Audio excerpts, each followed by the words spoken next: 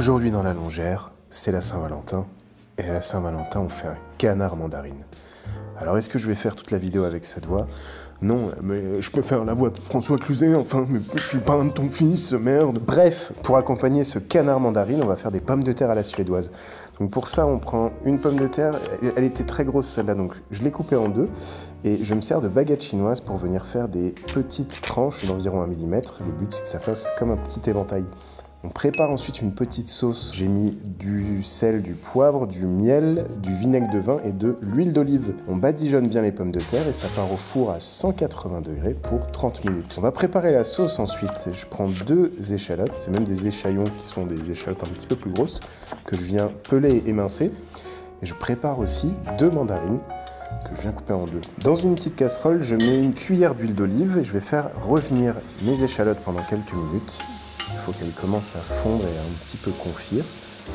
Je sale évidemment et je poivre. Et au bout de quelques minutes, je viens déglacer et flamber avec de la mandarine Napoléon. Si vous n'en avez pas, vous pouvez prendre du Cointreau ou une liqueur à l'orange ou n'importe quoi d'un peu sucré. Et ensuite, je viens ajouter le jus des mandarines.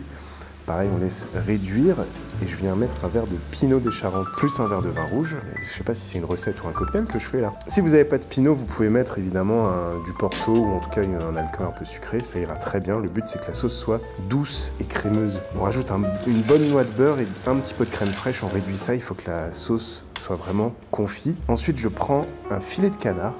La différence avec un magret, c'est que c'est un peu moins gras, ils n'ont pas été gavés. Je viens faire un petit quadrillage sur la peau, et évidemment, on sale et on poivre. Côté peau, on fait chauffer une poêle, et on vient commencer la cuisson côté peau sans ajouter de matière grasse.